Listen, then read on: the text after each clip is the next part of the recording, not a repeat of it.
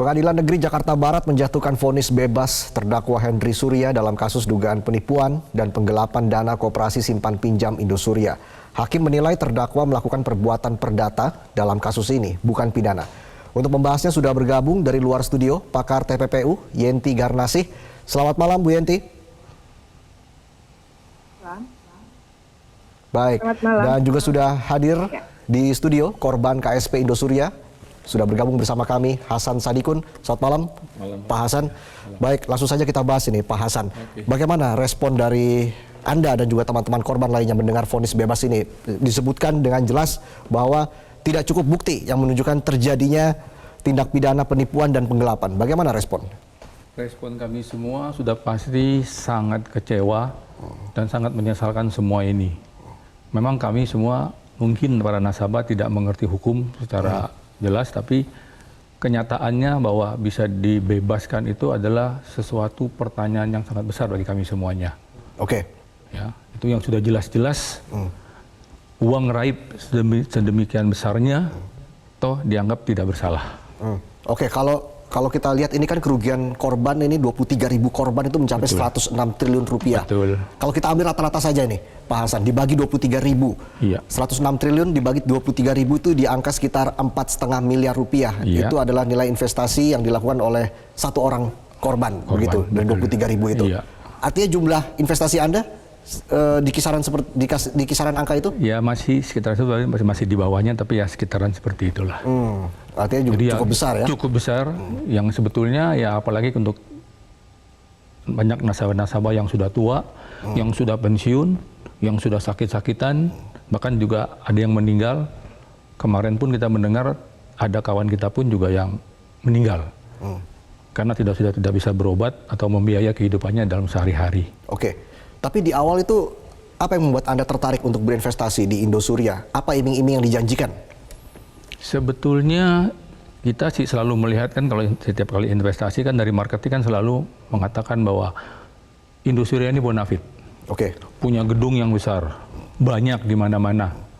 Juga mereka sudah berdiri sejak 30 tahun dan sebagainya. Oke. Itu informasi yang didapatkan oleh Anda ya, dan juga beberapa korban lainnya. Kita dapatkan dari marketing. Oke. Itu tahun berapa tuh Pak? Kalau saya sendiri adalah tahun 2019. Dan ternyata dia gagal bayar kan di tahun 2020. Oke. Bahkan sebelum gagal 1 bulan pun, dia masih sempat menarik dari dana istri saya. 17 Januari, dia masih mengumpulkan dana itu. Dan akhirnya di Februari gagal bayar. Jadi awal kecurigaan Anda itu di tahun 2020 ya? Tahun 2020, pada saat dari marketing mengatakan, Pak tolong jangan ikut-ikutan untuk RAS. Karena ini terjadi RAS. Saya masih percaya, that's okay. Tapi 1 minggu, 2 minggu kemudian dia mengeluarkan surat lagi bahwa dia mengeluarkan skema yang lain. Disitulah saya bilang, ini adalah sudah sesuatu yang memang mereka nggak bisa bayar. Oke, baik. Dan hakim juga mengatakan bahwa terdakwa ini harus membayar seluruh utangnya kepada para korban. Ini bagaimana? Apakah Anda yakin dengan mekanisme nanti pembayaran utangnya atau seperti apa? Awalnya kita masih berpikiran positif sejak PKPU diputuskan, karena toh yang kita tahu kan, kita ikut atau tidak ikut PKPU, begitu PKPU diputuskan, kan kita akan mengikuti putusan itu. Nah, sudah diputuskan dengan damai dan dia mau membayar. Tapi dengan melihat dari tingkah lakunya, dari setiap sepak terjangnya setiap waktu selalu berubah-ubah, dan kenyataannya pun kita tidak akan yakin. Bahwa niat untuk membayar pun kita melihat tidak ada dari dia. Nah, makanya waktu itu juga kita dari salah satu lawyer mengangkat untuk menjadikan pilot.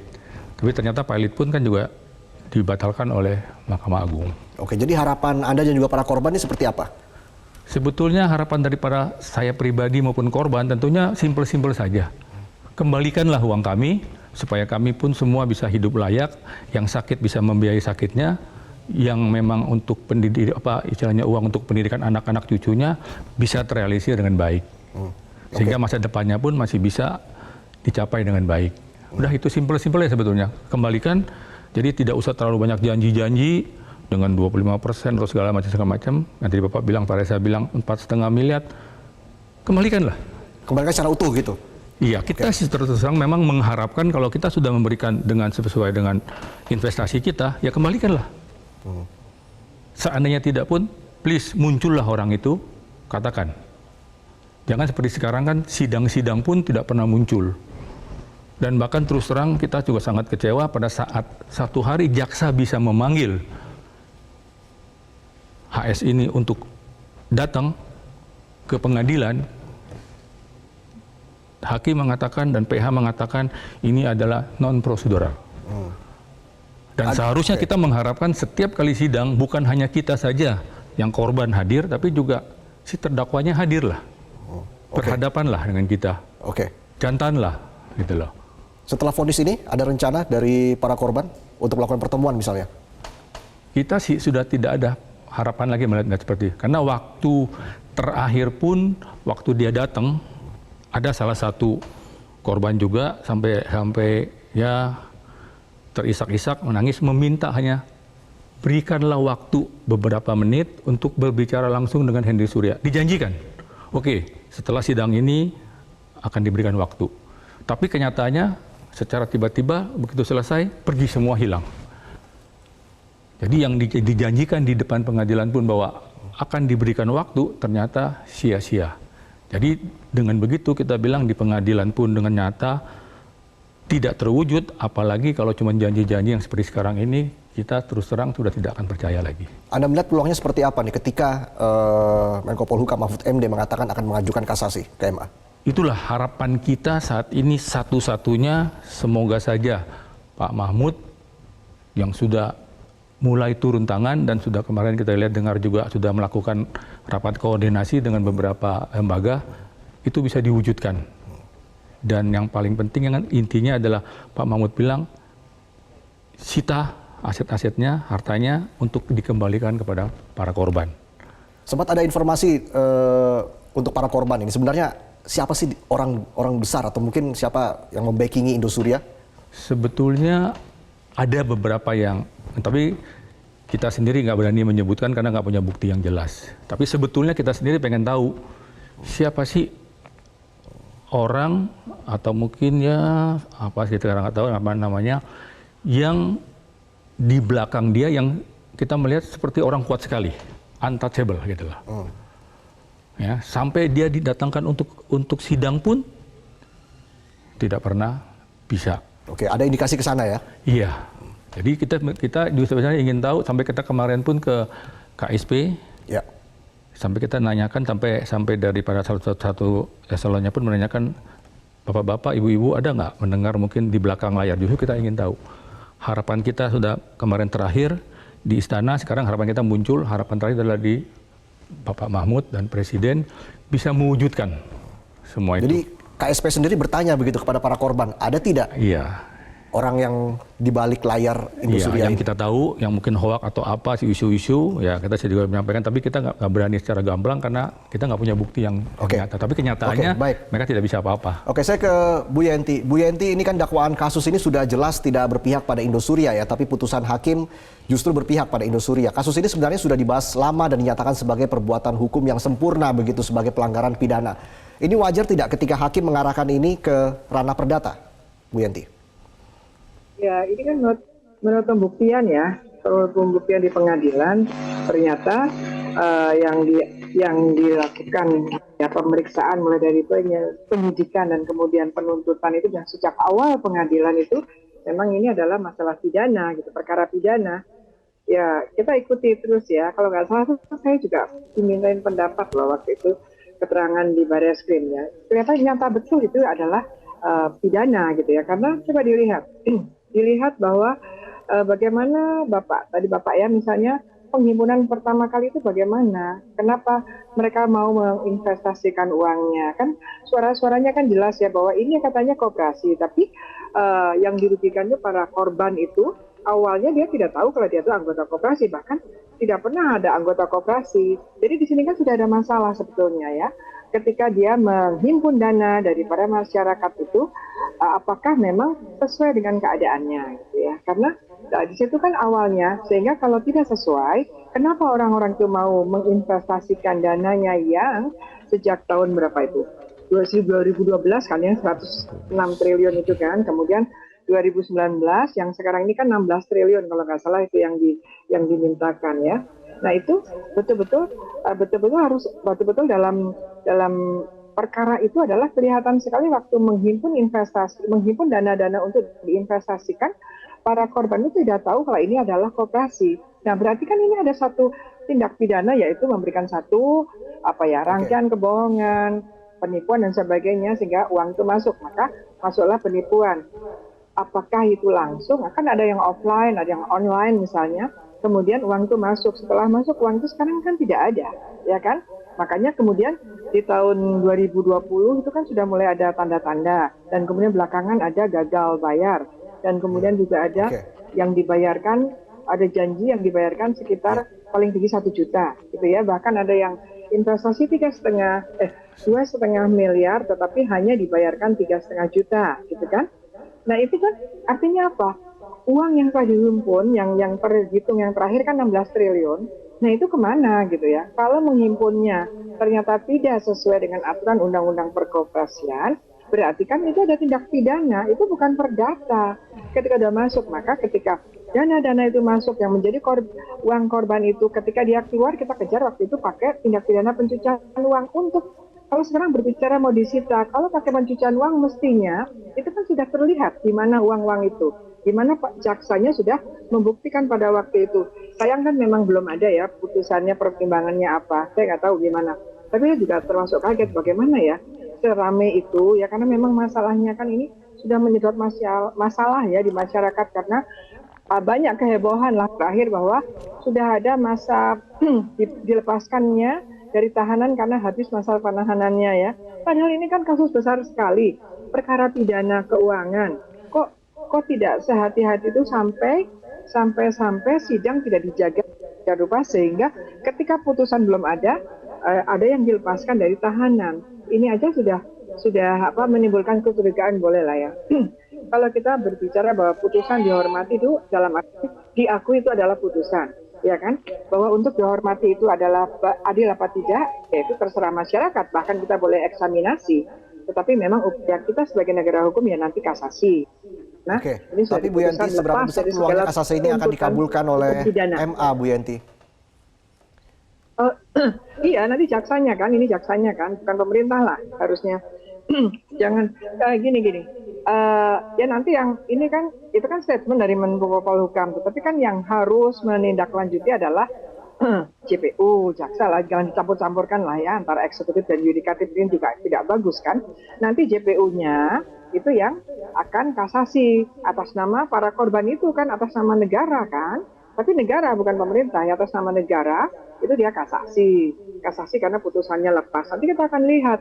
Tapi terus terang ya, berkaitan dengan kasus ini, di tengah-tengah maraknya kasus koperasi ya, dulu pernah Langit Biru dan sebagainya, semuanya tuh pidana gitu. Baru ini yang lepas, bukan bebas, lepas. Lepas artinya ini ada pelanggaran, tapi pelanggarannya bukan pidana. Lalu apa ya? Pidana perdata itu kan hanya dua.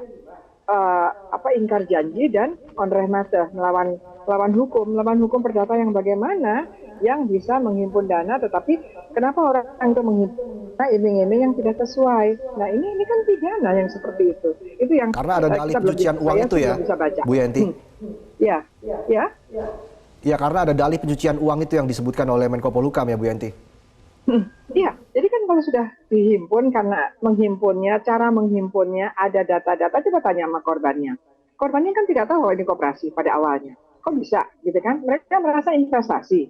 Mereka kalau koperasi, mereka bukan anggota koperasi. Mereka juga bukan untuk pinjam. Mereka nggak tahu itu. Banyak korban mengatakan itu kan. Saya pun didatangi korban-korban itu ya. Dan tidak ada itu. Dan berarti penghimpunannya itu sudah melawan hukum. Yang namanya menghimpun dana masyarakat tanpa izin dari sekarang OJK itu adalah pelanggaran tindak pidana pasal 46 Undang-Undang Perbankan. Nah, setelah itu misalnya terbukti, dikumpulkan, maka uang itu kemana? Sekarang kan nggak ada sejumlah itu, makanya dia bilang gagal. Itu berarti kan terjadi pencucian uang, gitu. Nah, kalau pakai pencucian uang itu memudahkan pelacakannya, penyitaan dan perampasan dikembalikan kepada yang berhak. Jangan juga nanti kembalikan kepada negara ya. Ini kepada yang berhak, yang dalam hal nanti kita bahas lagi terkait dengan bagaimana memperkuat sistem pengawasan dari pemerintah terhadap praktek-praktek seperti ini ya Bu Yenti. Sesaat lagi tetaplah di Prime Time News. Dari semua saksi-saksi menjurusnya adalah ini Bang Gelap, sudah benar-benar Bang Gelap. Dan yang saya bingung lagi, seorang terdakwanya tidak pernah dihadirkan. Kayak saat ini tidak hadir sama sekali, selalu online, diistimewakan. Dari awal pokoknya sidang sudah terlihat bahwa semuanya diistimewakan untuk terdakwa. Sedangkan untuk kita semua korban tidak pernah dilihat dan dianggap. Bagaimana seorang hakim bisa bijaksana yang dinamakannya yang mulia dipanggilnya dengan sebutan yang mulia, ternyata sikapnya benar-benar tidak mulia dan sangat memalukan kalau menurut saya. Sangat memalukan.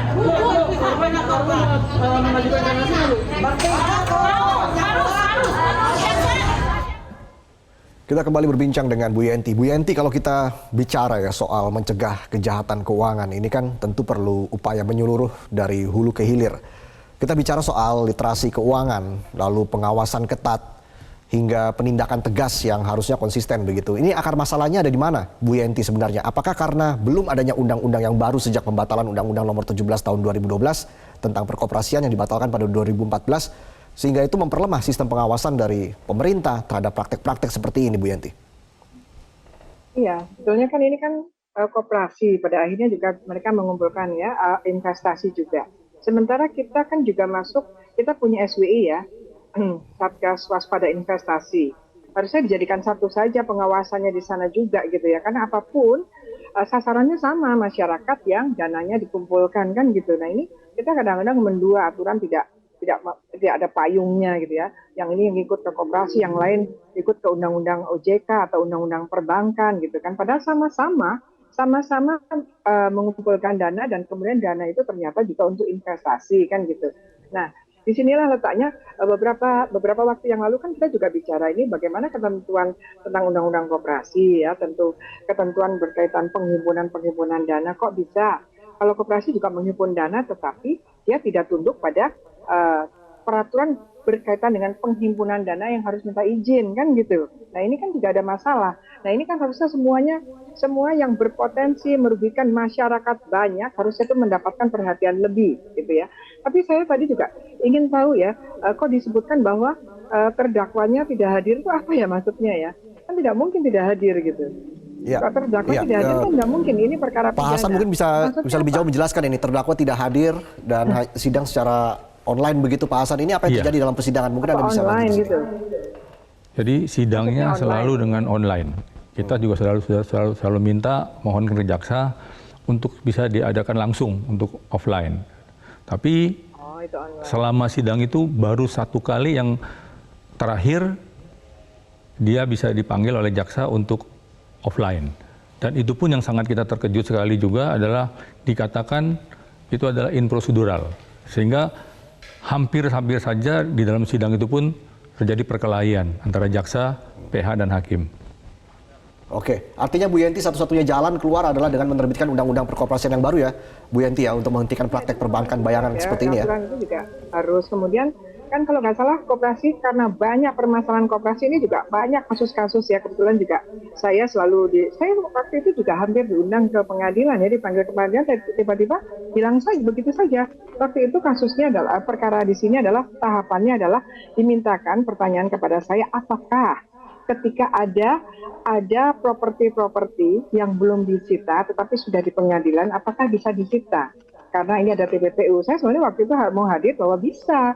Ketika penyidikan tidak menyita, di dalam penuntutan tidak menyita, tetapi di dalam pembuktian ternyata diketemukan barang-barang atau properti atau harta kekayaan para korban yang dikuasai oleh terdakwa yang belum disita dimanapun itu bisa diperintahkan disita di pengadilan dan memerintahkan pada JPU.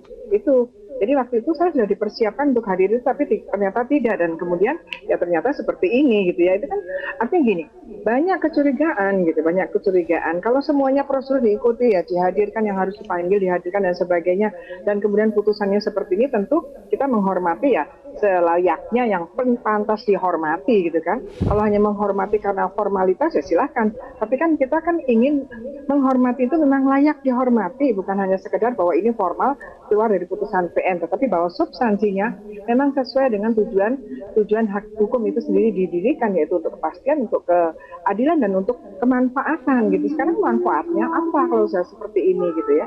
Terus kemudian diserahkan kepada perdata, nggak tahu juga karena ini sudah sedemikian semua orang melihat gitu ya, melihat bagaimana kehebohannya, bagaimana beratnya untuk mengangkut ini kepada menjadi kasus yang bisa dihadirkan di pengadilan.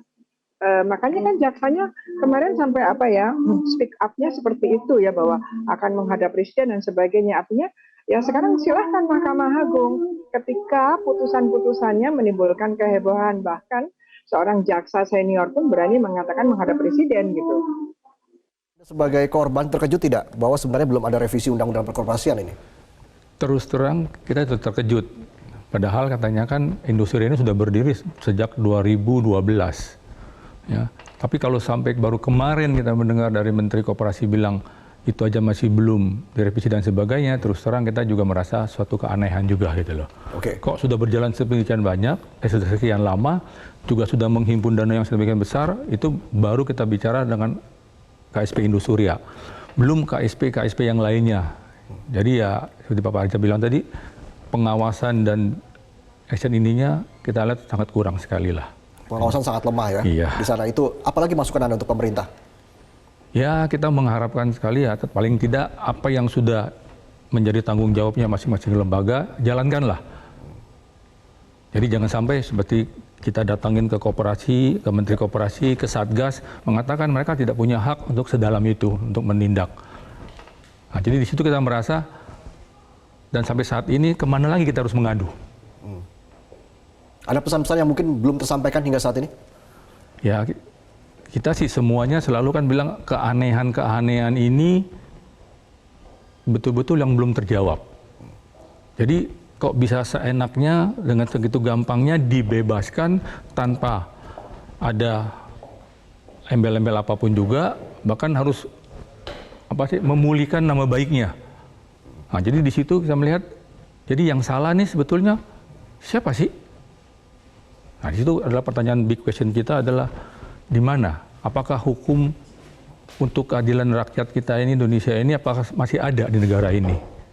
Nah, jadi kita benar-benar memohon pada para pejabat, terutama Pak Mahfud, Pak Jokowi, buktikanlah memang itu kita masih dilindungi dan kita masih punya hukum di Indonesia yang berjalan dengan baik.